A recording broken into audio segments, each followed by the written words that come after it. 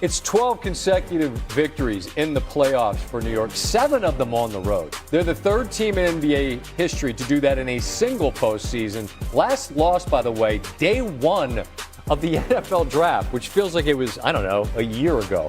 The previous two teams both won a title. Warriors in 17, Steph and KD. They were a win away from an undefeated postseason. The 99 Spurs, who knocked off the Knicks in the finals.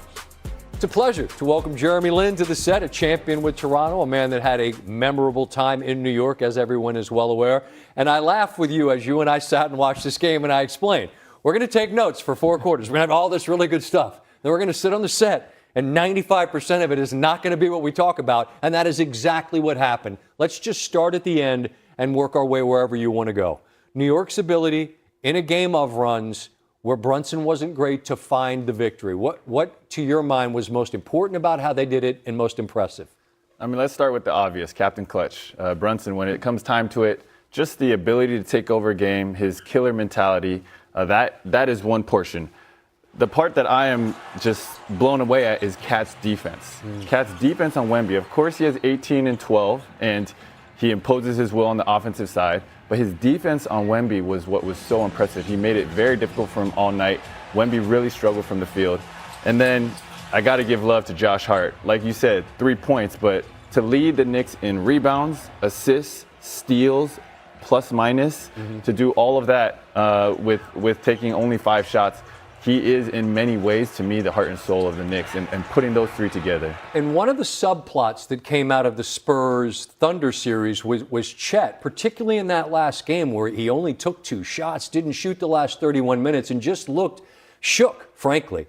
Karl-Anthony Towns is going to test Wembanyama on both ends of the floor in ways he really hasn't necessarily been, or at least wasn't in that last series. How much is that going to be something that we'll get to adjustments later? But how much do you think is that something that notably bothered Wembanyama tonight? So I think that's the key to the series is Cat. I think Cat's ability to shoot and shoot from deep with a quicker release than Chet. Early in the first quarter, you see he just is driving downhill, right at Wemby, just taking it to him. And then defensively down the stretch, Wemby seemed tired. He seemed exhausted to the point where in the second half, they had to switch defensive coverages so Wemby wasn't guarding the pick and roll all the time. And that is something in the fourth quarter that it wears on him. And Wemby just started to ISO and couldn't score on Cat.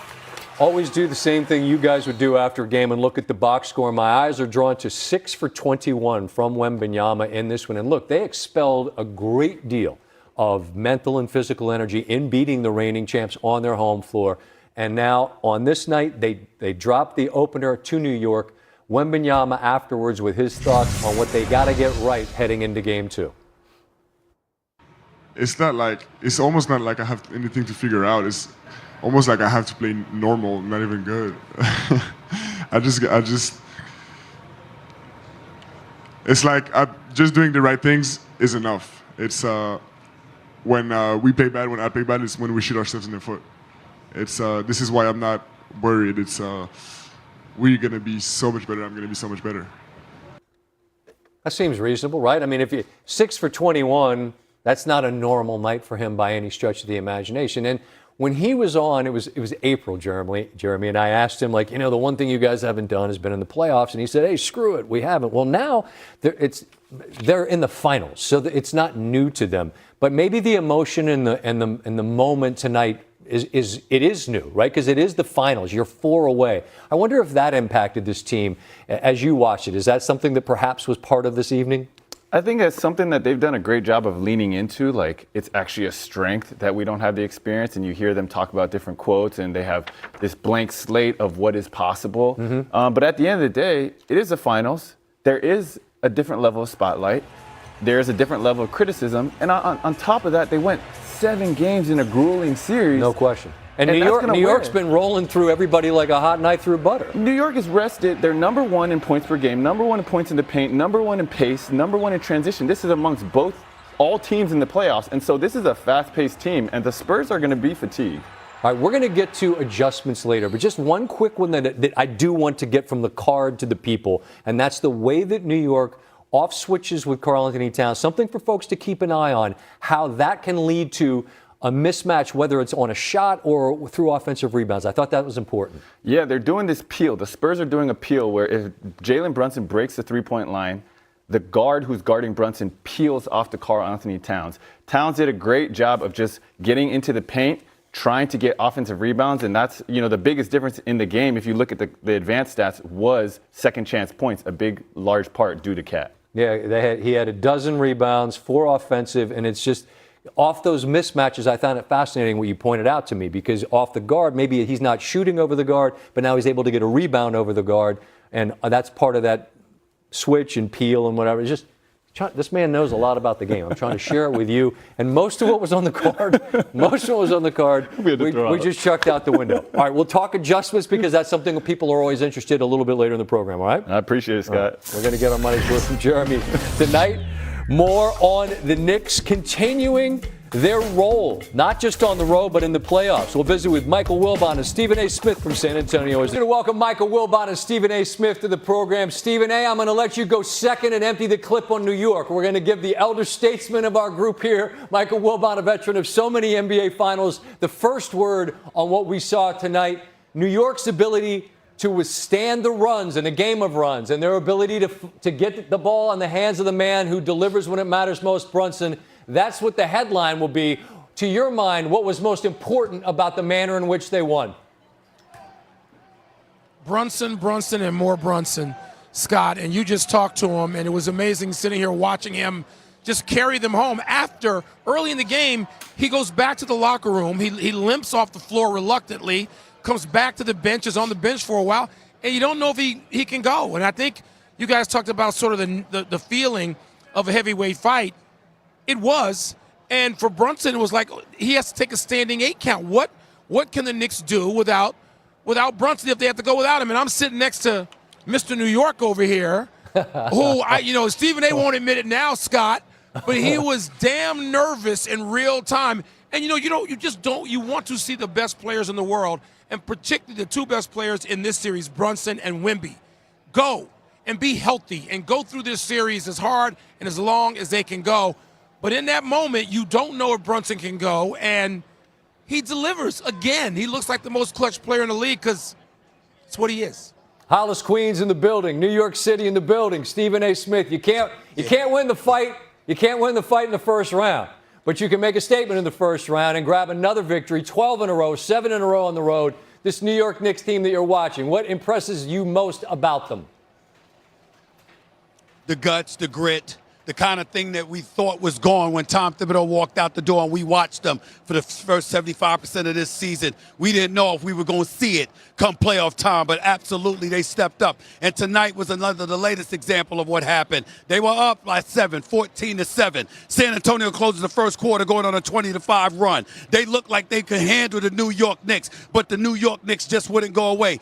Bumps into, Mikal Bridges or whoever it was, goes into Brunson's knee. His knee's hurting. He's got to go out of game. He's got to go to the locker room. He comes back. He gets his ankle stepped on. He won't come out the game. He's still there. You got Josh Hart, can't get a shot, but he got 15 rebounds. You got Karl-Anthony Towns saying, Wemby's the biggest dude, the tallest dude on the court, but I'm going to take advantage of all these other little guys y'all got the nerve to put on me. I saw OG Anunoby. All of a sudden, he couldn't find a shot. Then the next thing you know, he hits 2 big-time threes. And then when it's time to close, okay, after you had a 14-point deficit, after you come back from that, then all of a sudden you give the ball to Jalen Brunson, and what does he do? What he always does, he closes for you. This is what I'm talking about. We were looking to see if we were going to see this from the New York Knicks because we saw it against Philly, we saw it against Cleveland. We knew neither team measured up to the San Antonio Spurs. Could you do it in Game 1 of the Finals on the road? And that's what the Knicks did. So anything that the New York Knicks fans believed about the Knicks coming into this series was validated in Game 1 tonight. And that's why I'm excited. Not too much. I got to hold it back. You got 3 more to go. But this is how it starts. Holding back, and that's Scott. what I'm talking about. This is holding back, right? Michael, I'm going to give you. I got to hose him down. The final word, Michael. Are you mentally prepared for what you will deal with if 3 more wins come for the man next to you? Are you mentally prepared for that? Scott, because we're in the same building all the time. Exactly. I got Stephen A. at this level and Tony and Corners. I'm surrounded by New Yorkers that I love and work with, but it's a bit much. Yeah. But, look, there is a long way to go in this series. But I will say this. The Knicks to come on the road and do this, I did say I want to pat myself in the back. I said they will be down between 4 and 11 points at some point. They got to play the rust off. They did that. They played the rust off. And so, to me, they start in Game 2 not just in a much better place from being up 1-0, but from the way they'll feel about themselves and their game. And it's up to San Antonio to do what they've done multiple times already, which is respond. The Spurs have been good at that. Scott, Yeah. I'm going to be calm and say this. All right. The New York Knicks won. Josh Hart didn't shoot the ball well. OG there wasn't particularly great. Mikal Bridges wasn't particularly great shooting the ball. And they won anyway. We will be calm. There we go. But it's 3 to go, baby. Understood. First to 3 to 4. go.